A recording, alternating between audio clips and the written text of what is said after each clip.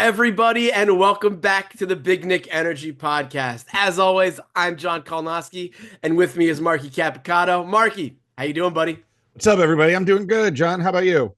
I'm doing all right. A little under the weather, but hopefully I'm hopped up on enough cold meds and drinking some tea that I'm not sniffling and coughing on this podcast recording. We'll let it slide if you have a couple sniffles. That's Oh, fine. thank you. But I know how annoying that can be for the audience to listen to, so I'm going to try to avoid that on this audio medium.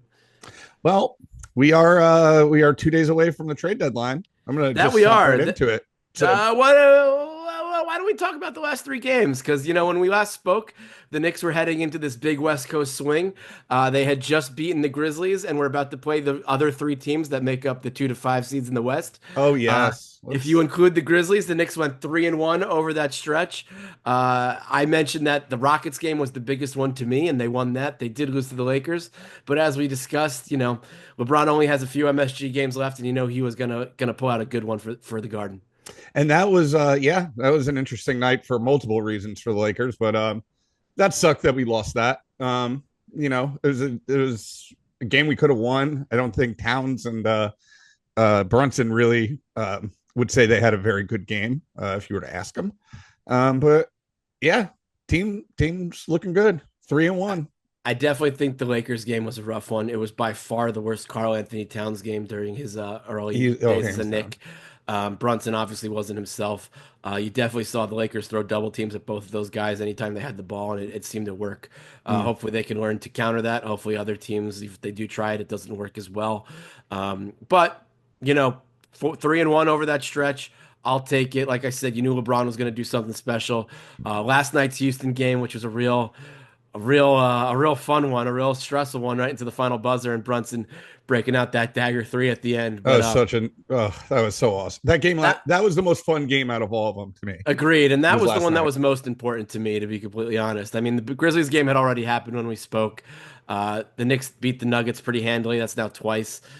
Things are rough in Denver, despite having the best player in the world right now. Seriously, and Um, Jokic giving the roses to the team. I mean, I guess you could say Tibbs on how well prepared the team is and how well they play together. I was like, damn, dude. I was like, we'll send Towns over to Denver. You want to come over here? Giddy up. I seriously, I'm sure we'll talk more about the Lakers later, but yeah, that Rockets team is a young up and coming team. They're very athletic. They're a Yeah. hard battle, and they fight every night.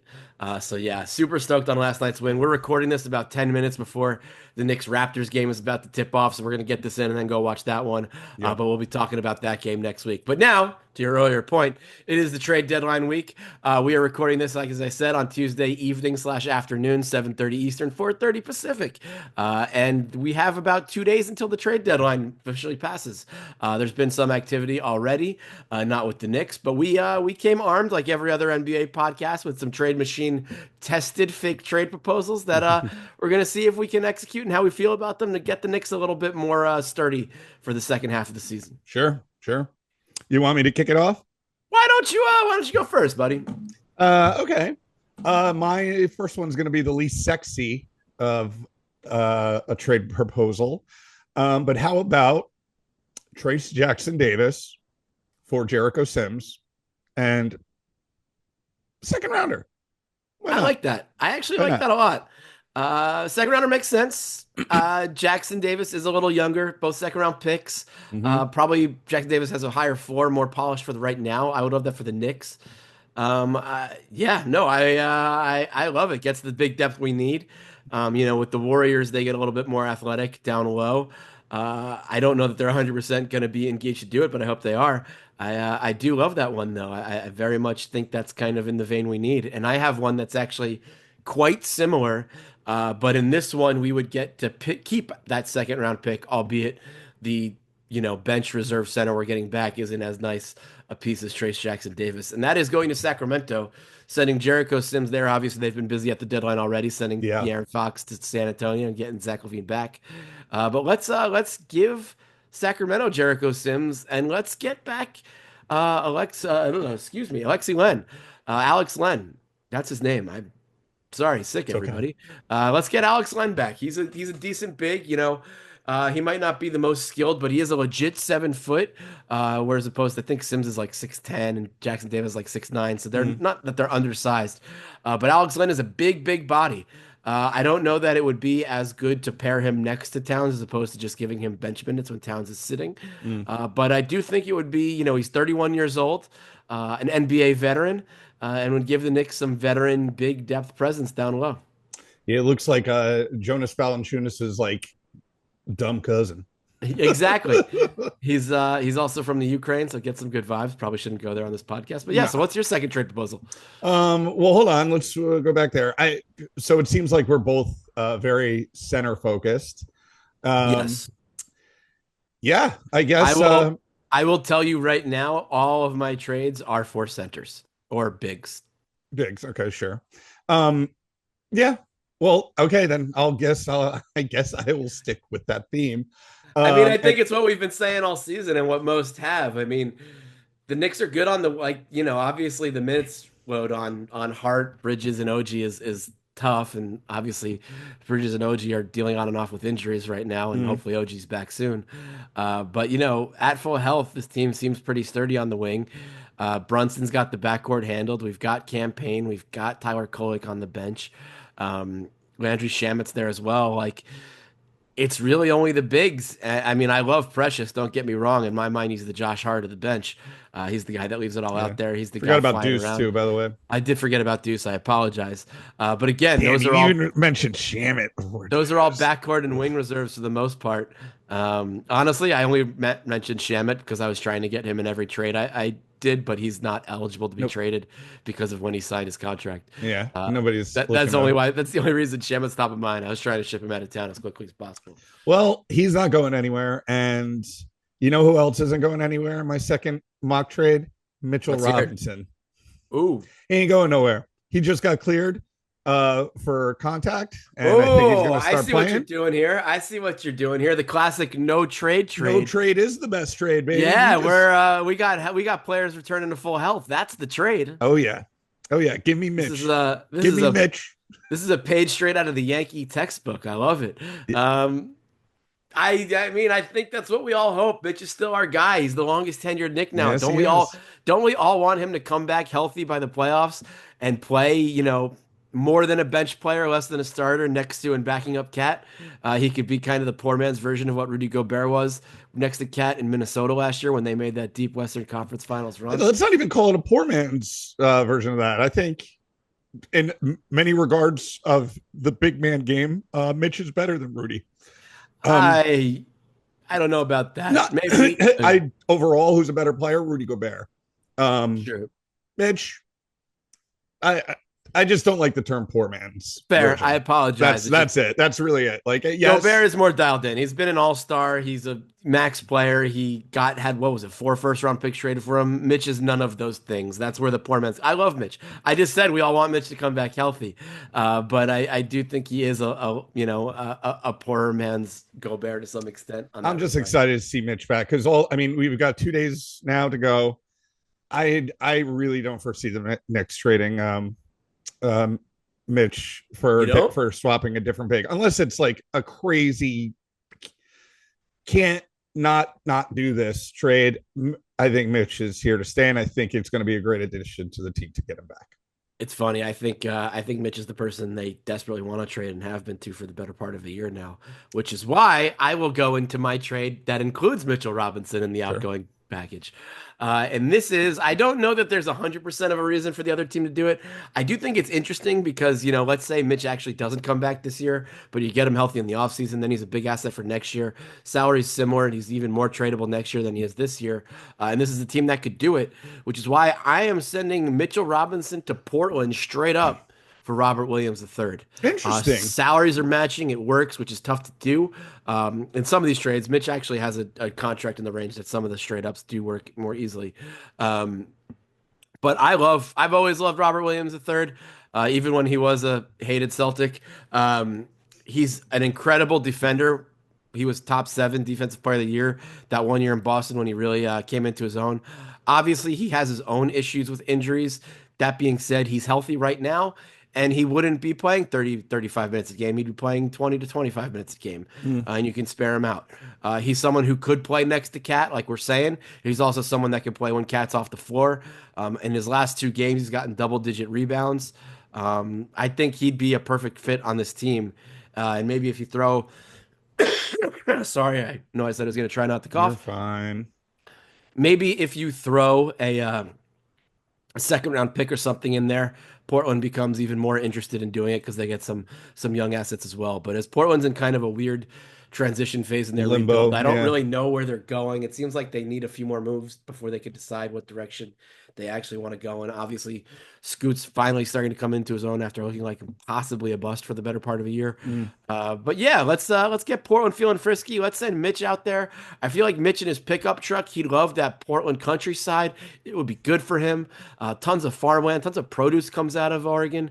He'll love that Oregon coast. Pacific Dry, Northwest, baby. dry. He's Yeah, destined for it. I feel like Mitch is destined for the Pacific Northwest. Robert Williams III played in Boston on the Boston Celtics for quite a while, so he gets what Northeast basketball culture is all about, including playing for a contender. So let's get Yeah. him here and let's send Mitch out with the saddest parting of ways and wish the best for him and hope him and his future team live together in happiness. Yeah, I just Googled. I wanted to look up Robert Williams' height because I thought he was a little smaller than Mitch. He is. But though he's 6'9", Mitch is 7 foot. Their wingspan, damn, he's 7 foot 6 inch wingspan versus Mitch's 7'4".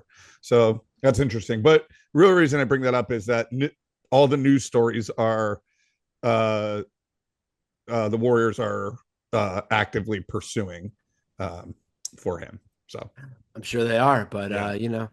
I trust Leon as much as anyone. I think he can get it there and outmaneuver I'm playing on the Golden State GM, former player. Oh, But yeah. Not Bob Myers anymore. what all right. Well, I guess on that Leon note, I think he is probably one of the best, if not the best GMs in the league. And I think he could make any trade work, you Sure. know. So hear me out. Hear me I out. will. And you might call me a delusional Nick fan, whatever, but like, dude, it could happen, you know? Yeah. All right. This is I propose hear This me is out. all right. Third and final fake trade. Let's hear it. This is the big one. This is the big one. All All right. right. What are we doing for the Knicks? We send Anthony Davis, Max Christie, and a 2029 first round pick for Luka Doncic. Maxi Kleber too is getting thrown in. Let's not. All Oh, right. Jesus. And guess what? We Oh, get a boy. Morris brother. A Oh, Morris boy. brother who seems to be a throw in on every trade ever. Yeah, yes, we are a Knicks podcast, but I'm glad you did it because we have to talk about the Luka trade. One of the more insane things to happen in sports. Why couldn't it have happened like an hour or two sooner so Max Christie couldn't have played against the Knicks and I the know. Knicks could have a That shorthanded crossed my Lakers mind. team? Like as soon I was watching the Knicks game at the 33 Taps. Shout out to the Left Coast Knicks, and then had to go work at the bar I work at, Bigfoot West in Culver City. Shout out Bigfoot. And the trade happened as I was walking in the door to go to work, and I was like, why couldn't this have happened 2 hours ago when we were watching the game? Pull them off the court. What if they got hurt in that game and they couldn't be in the trade anymore? Yeah. That The would have been great. Lakers. The Lakers, though. The rich just keep getting richer, huh? Seriously, man. Like I've read so many crazy conspiracy theories about this trade that and I'm not, again, this is the next podcast. The one that I do believe the most is that the Mavericks ownership is really looking to tank so that they've been trying to get a casino and sports book built all around the stadium and Well, they are building that. I don't think that has anything to do with tanking. That's why Cuban sold the controlling interest in the team. they're not building it. Their lawmakers haven't passed it yet, and they're not doing it because they think the Mavs are a winning franchise and there's no reason for them to do it. But if they suck, it's easier for them to threaten them with relocating to Vegas and all this other shit. So That's interesting. But here's the thing. I'm going to offer a hot take, and then I will make this a Knicks Cop podcast and give you my Knicks angle on the Luka trade. sure. I actually think the Mavericks are in a better position to win the title this year and next year than they were before the trade. Long term, they might have screwed themselves over. Who knows what the real story is with Luka's conditioning off court, drinking, whatever, yada, Drinking, yada, eating. yada. Yeah. He's 25 years old. Maybe he gets serious in LA. Maybe he's out of the league in 5 years. I don't know. I mean, obviously, even despite all that, he can still take his team to the NBA finals. So, and he's 25 years old. So, obviously 10, 15 years down the line, there's a very good chance, if not a likely chance, that the Lakers are laughing all the way to the bank with this. And it's something like the trade that got them the draft pick they took Magic Johnson with. Mm. But Klay Thompson, several NBA championships. Kyrie Irving, Kyrie Irving. former NBA Finals MVP. Anthony Davis, did he win the Finals MVP that year in 2020? I mean, he was a beast in the playoffs that year. Oh, did he? I mean, I know Klay Thompson ain't what he used to be. And you worry about him staying healthy, but they also still have Derek Lively. They made that trade for Caleb Martin today. They're a good team, Mm-hmm. and they no longer have to worry about the inconsistency and constantly yapping at the refs of Luka Doncic. Also, like Kyrie gets to go back to being a ball dominant point guard again, and I that's a know. I very always thought good that was thing. so curious when they traded for Kyrie. I was like, why? Like these two are sharing the ball. Like why? I Like mean, they it. needed something, especially after Brunson left. They No, needed to I know give they Luka needed to make a something. splash. I just hate like you realize GMs are really like that was not a smart basketball move. You I know what I mean? mean, not for nothing, but maybe they saw this coming a few years ago and said, "Let's protect ourselves." Maybe it is. They Sure. could they could play together, or I mean, because don't forget, Kyrie played with LeBron, who's ball dominant and learned to play off the ball that way. Mm-hmm. So like Kyrie and Luka did work, and once they got into a rhythm, they were. I mean, they went to the NBA Finals last year, Yeah. No. but but yeah, I mean, say what you want about Kyrie Irving, it's all fair. I'm excited to see what he does without Luka Doncic holding the ball most of the time. And people, that's funny. And people to support your point, people are making it out like the Mavs acquired a scrub. No, they got Yeah, one of the best big men ever. I Like, mean, it is a bad look. It's come out since that like there were more draft picks involved and Dalton Connect was involved and Pelinka talked them out of it yeah, because of the Luka conditioning thing. But also that just makes me think that this Luka conditioning and drinking thing is like way worse than any of us realize. And again, maybe. he's 25 years old. He could easily turn that around. But like, what if all of us or everybody who's laughing at Dallas is the one eating the crow in the end? Who knows? We weren't there. It is curious though that like they only spoke to one another. Like Polinka was just. It feels like he just worked them, but Sure. I or did not. read, I don't know what the team was that Dallas talked to first. I did read that went to one other team first. My thinking is that Dallas had a very specific list of players they would want back for Luca, and AD was probably number two on that list. I don't know who Hmm. number one was. Maybe it was Jalen Probably Brunson, Mitchell Robinson. but Yeah, maybe it was Jalen Brunson and Mitchell Robinson. that could. Hey man, Um, would you but hold on? Let's bring it back to a Knicks podcast. sure. Do you make that trade? No, I don't break up the vibe. Jalen Brunson's our guy. I live and die Yeah, with him. yeah. It's I have funny to agree. because As crazy as delusional we might be, like other fans might be like, "You stupid," I but can't I can't remember who all was on it, but I think it was ESPN or maybe NBA, one of the two, or a third outlet, I don't remember, on Instagram, put up a slideshow of like these are the most untradeable players in the NBA, and Brunson wasn't on that list, and I was like, come on, oh my you got to be kidding me. I forget who else was on it. There were some names I was like, I would absolutely trade him, but considering the contract he's on and what he means to this team in this city, you cannot trade Jalen Brunson. New yeah, York would riot. yes, agreed. And I also bringing it back to a Knicks podcast, here was my initial reaction to the trade on Saturday night when it happened. And that's that the Knicks just got screwed and lost their corner on the buyout market. Because I think a lot of guys, if Luka comes back healthy, and it sounds like he's going to be playing by this weekend, I think a lot of the guys that might have gone to New York Knicks, if they get bought out to chase a title, are now going to want to go to LA and play with LeBron and Luka. Mm. Yeah, yes, maybe. I think it'll affect a little bit, but not really. LeBron's still But 41. yeah, You know, but the like Lakers need bigs. Like they're both going to be specifically going after the same type of players now. yeah, And I mean LA's LeBron's won titles, the Knicks haven't. I still think and hope they go to the Knicks, but I wouldn't blame guys if they went to LA. I mean LA and New York are pretty comparable cities, so sure. Well, one's awesome. The other one is douchey. you really And want I'm to not telling you which one's which. you really want to say that right now, my friend? What? LA LA's been through a lot the I last know. month. Okay, fine, but the stereotypes are still Uh, there, and they're not really fair, stereotypes if they're true, fair. or they are Um, stereotypes because they're true. Anyway, we going off the rails. Let's get this moving. What's your trade? so my third trade is a little I think I've seen something along these lines out there. You're not gonna love the outgoing package to the full extent as I have it. That being said, we could swap an asset. Sure, We're sending out Jericho Sims and Cameron Payne, and we're getting back Day'Ron Sharpe from the Brooklyn Nets. I'm fine with that. They already have all of our draft capital, so they're not getting any more draft picks. You can take out campaign and put in Tyler Kolek. If we're being honest, and this were a real trade that were going to happen, that's what the Nets would hold out for. Tyler Kolek is someone for that they could sure. develop, whereas campaign doesn't really do much for them. So realistically, the trade would probably be Sims and Kolek for Day'Ron Sharpe. But I would much prefer it to be Sims and campaign for Day'Ron Sharpe. You gotta also Day'Ron Sharpe's still young. He could develop into something.